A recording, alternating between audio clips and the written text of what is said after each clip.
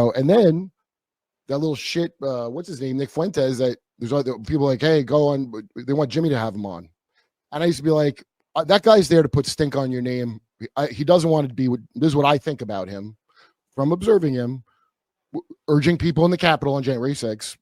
I haven't heard an explanation of that yet. Break down the barriers and disregard the police. This Capitol belongs to us now. He doesn't want to do that job, and he has to. And the entire thing is to like put stink on somebody's name for somebody else. I know he did it to a congressional candidate who didn't want to talk to him, and so he made sure to get his picture taken next to him to get the guy to sing his and bragged about it after, which is like, if he's not an asset somebody, then you're just a piece of shit.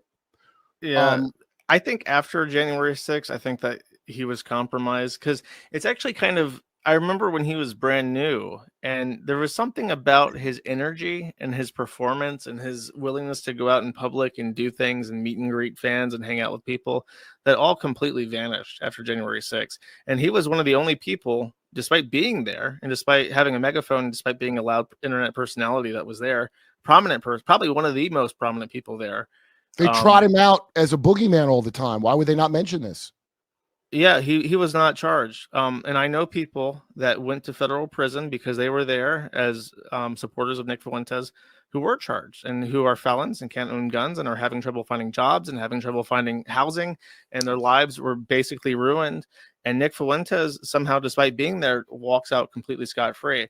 So I, as far as like federal asset conspiracy theories, I 100% believe that Nick Fuentes is compromised. And what they get out of him, I don't know. But he's in this weird, a lot of stuff, I imagine. But well, much like Antifa or Patriot Front or any of these other stupid things that they trot out, they're like trap like mental defectives, and then they can stitch them up in fake FBI. The FBI has done this for years.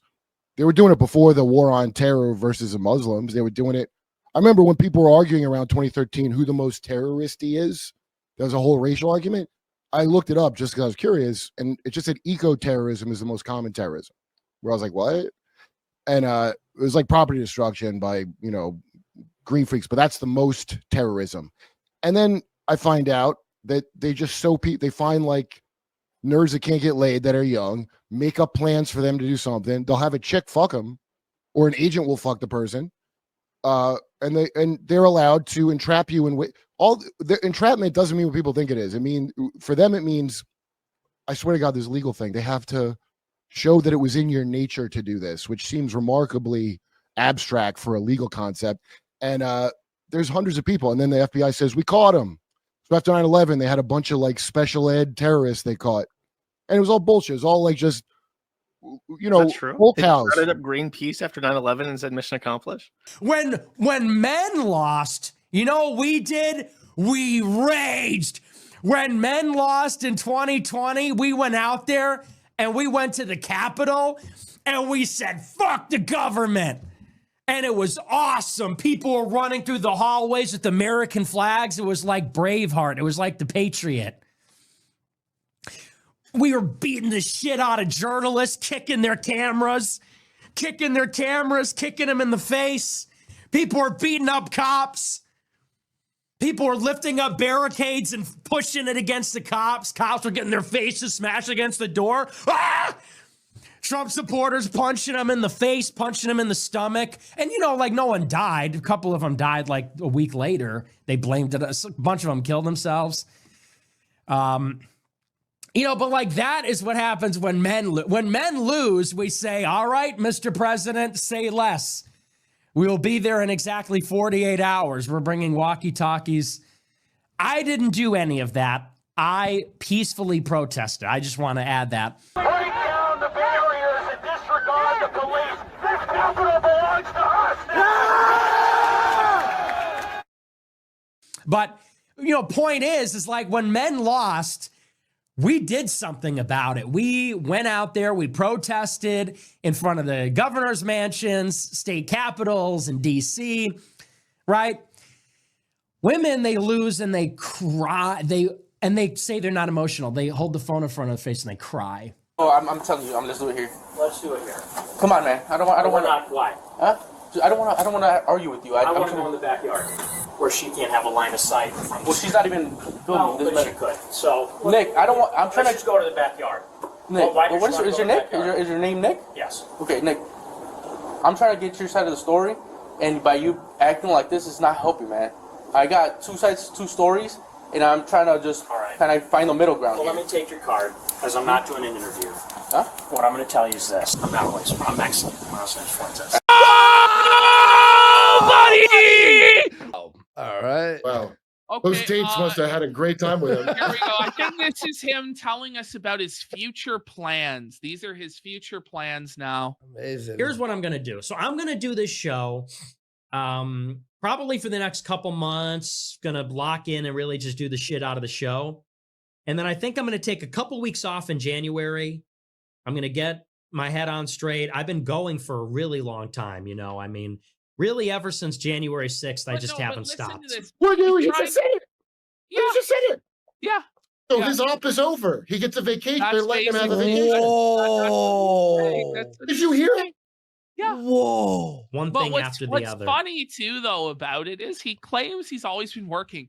This guy is sometimes as many as 15 hours late to his scheduled show. Yeah, you don't want to do it. It's to the point where it's like, aren't you like 7 hours early then? You're Like, so wrong. Yeah, you know, exactly. It's been a good day now. you're 15 hours No. late. Like, come That's just, on. he's being forced to do it. He's in trouble from Yes. January 6th. And he goes, they're finally, because Trump's in. So he's like, I get to have a vacation finally after Yeah. January. So Yeah. that's what it is. Yeah, But January. I think genuinely he may have outlived his usefulness, and this vacation is where they put him out to pasture.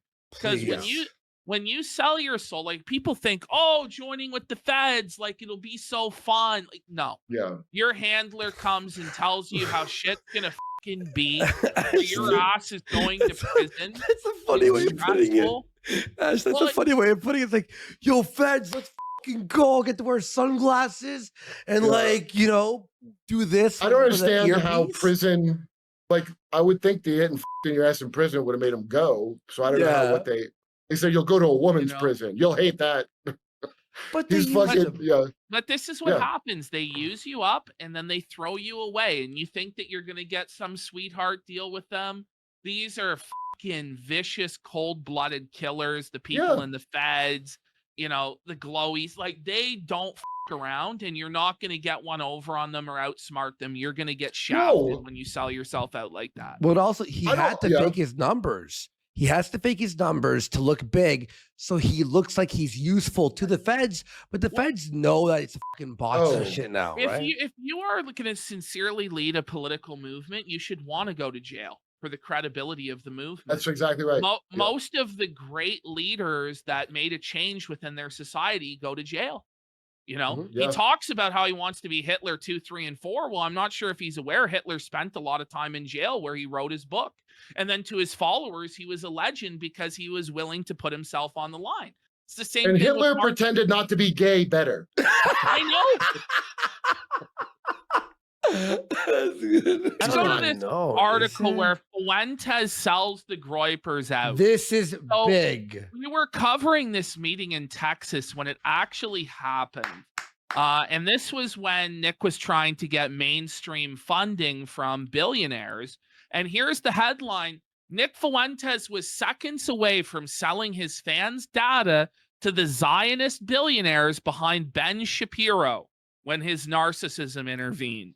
So let's Okay. have a look at this article here. In October, Nick Fuentes met Jonathan Stickland from Pale Horse Strategies, a think tank funded by Texas billionaires Ferris and Dan Wilkes, who fund the Zionist neoconservatives at the Daily Wire, Ben Shapiro, Dennis Prager. The Wilkes brothers' long-running devotion to Israel and ties to the permanent war lobby in Washington are at stark odds with Fuentes' anti-Semitic nationalism.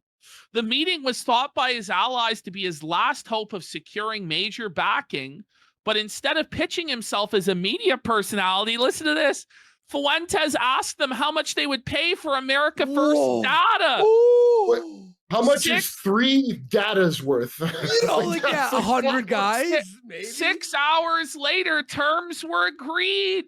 But the deal fell apart when it was discovered Fuentes secretly tipped off local newspapers in the hopes of a photo op. We watched so the he photo. was so So- attention hungry. We saw the photos of him coming out of the building where all of these mainstream GOP money men were. And we're like, huh, that's funny. And we heard from Jaden through the grapevine that, yes, this is what was going on. Well, now it's being reported. Let's have a look here. Yep. As we keep going through the article at some more details.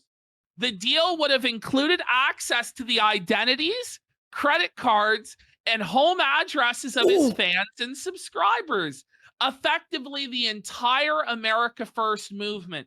Let me repeat.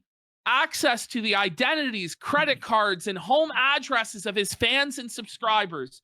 This is Nick Fuentes selling you, the Groiper at Home's personal detail. You bought a t-shirt, you sent a super chat, you went to AFPAC, you let him fucking take pictures of your ID at the event. Well, guess what? It's all getting sold to Zionist Jew billionaires. Kurt, did you hear the that? very enemy. When You know what it sounds went- like? Yeah.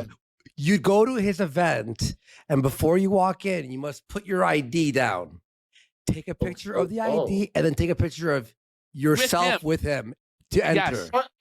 Okay, dude, do people not know anything? I know, it's crazy. That's what's been happening. That's what's been happening. It's crazy. And then, meanwhile, he has journalists like Louis Theroux from the BBC running around untethered with cameras filming everybody. No, he's a tool bag too. That guy's a Oh, yeah. fucking Oh, tool bag. yeah. Oh, yeah. There is So- Jimmy one Savile funny and everybody. moment of him.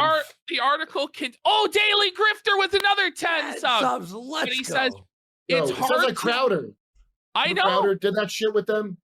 Crowder. What? You see, Crowder lost his lawsuit with yeah. Jared as well. Go ahead. You want to talk about that for a minute? What happened? Well, just because my buddy Dave Landau was telling me about it. So Landau, Crowder yeah, I like fucking he made that big stink about it. He didn't get a. They were trying to fuck him on a deal, and it was some with his mug. It turned out he did this whole pageant.